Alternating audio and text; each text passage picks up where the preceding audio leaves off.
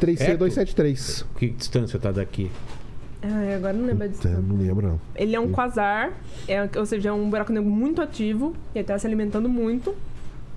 Assim, buracos negros que estão, assim, se alimentando numa taxa absurda, eles levam o nome de quasar.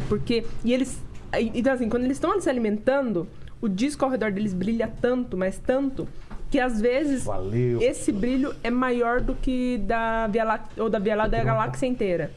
Que é o que acontece com esse 3C273.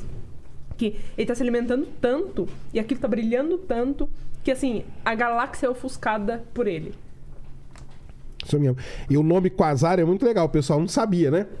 Quasar é quase stellar, que eles chamam, radio source, ou seja, uma fonte de rádio quase estelar. Não pode ser estelar, porque estrela a gente sabe como que é. Então eles tiveram que dar um outro nome, e aí deram o nome de quasar para eles, entendeu?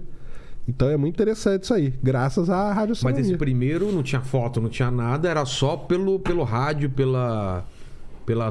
Tem a foto dele, mas a foto dele não é dele. É como se fosse uma estrela. Como assim não é dele? É porque não é... Depois nós vamos explicar a foto do buraco negro, né? Porque a foto do buraco, a gente tá vendo lá, o quasar, o que você vê é a emissão, é o brilho dele ali todo, entendeu? Ele mesmo não emite luz, né? Ele mesmo lá no meio, não. O que emite é o Esse disco. desenho que você fez no braço, por exemplo. O que é isso? Tem umas imagens pra gente... Tem. Que é tão complicado de entender.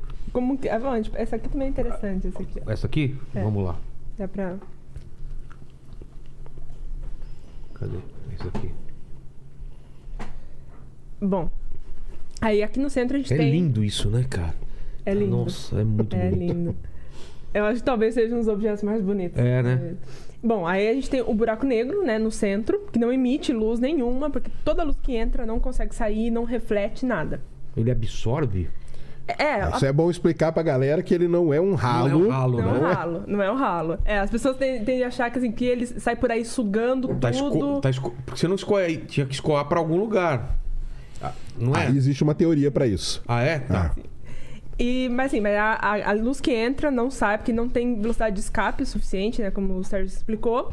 Então aqui a gente tem um buraco negro. Quando uma estrela, ou gás, ou um planeta, ou qualquer coisa chega muito próximo a ele, né? O campo gravitacional dele, ele acaba sendo capturado e vira esse disco que a gente está vendo aqui. Esse disco... O que são essas coisas aqui? Que parece até o anel de Saturno deformado. Então, esse aqui do meio, que parece um anelzinho mesmo, é o disco dele, que é como se fosse um anel de Saturno mesmo, só que é um disco que a gente chama de disco de acreção, que está espiralando em direção ao buraco negro lá no centro. O que tem aqui? Tem meteoro, tem asteroide? Tudo que passou, tudo que entrou no que a gente chama de horizonte de eventos. Se tiver uma nave alienígena, é capturada. Vai embora. E vira esse disco aí, faz tudo parte do disco. Tá. Em geral, é mais gás que cai. A galáxia mesmo tem gás e acaba caindo em direção a ele. Ou no caso de buracos negros estelares, né, que são buracos negros menores, é uma estrela. É uma estrela companheira que ele acaba sugando. E aí, essa parte aqui, né, essa parte de cima e de baixo, é que a gravidade ali é tão intensa, mas tão intensa, que a gente tem o disco, né, e essa parte aqui, a luz é distorcida. Então, a luz faz uma curva. Então, esse efeito que o Sérgio falou é justamente isso, mas acontecendo de uma forma muito intensa em torno do buraco negro, porque a gravidade aqui é extrema. Assustadora. Então, a luz curva o buraco negro, e aí a gente vê esses dois, o anel, né? A gente vê o anel que é o disco de acreção. Tá chupando coisas, né? Trazendo pra perto. Trazendo coisa, orbitando. E aqui em volta... E aqui é a luz sendo distorcida do disco, que vem na nossa direção. Então é isso que a gente vê quando tem essas imagens. Mas e se a gente olhando aqui, à medida que eu vou chegando perto, vai mudando alguma coisa a minha visão? Ou é sempre a mesma coisa? Ou a coisa vai tomando, essa luz que é distorcida, ela vai mudando o jeito vai ficando mais ou menos igual o Interestelar, né? Igual Interestelar. Vai acontecendo. E uma coisa curiosa é que, assim, por exemplo, se cai dentro de um buraco negro, supondo que você entra dentro do buraco negro, todo mundo acha que uma vez lá dentro, pronto, escuridão total, nada... os caras falam que viram espaguete, né? Tem... Luz de pequena massa. Luz de grande, não. Tanto que é até curioso, né? Fala, qual que é o buraco negro mais perigoso? O supermassivo, que é esses que pode ser maior do que o sistema solar inteiro, ou os pequenininhos, que é do tamanho de Dica São pro Paulo? pessoal que tá aí de casa, pra você evitar um tipo de buraco negro, aí você tem essa... Qual buraco negro pra você evitar? Importante, Se você tem essa opção pra evitar. Exato. Os pequenos são mais perigosos do que os maiores. Porque os pequenos, eles são bem pequenos, do tamanho de uma rua, do tamanho de uma cidade, assim, bem pequenos mesmo. Só que a diferença de gravidade de um ponto ao outro é extrema.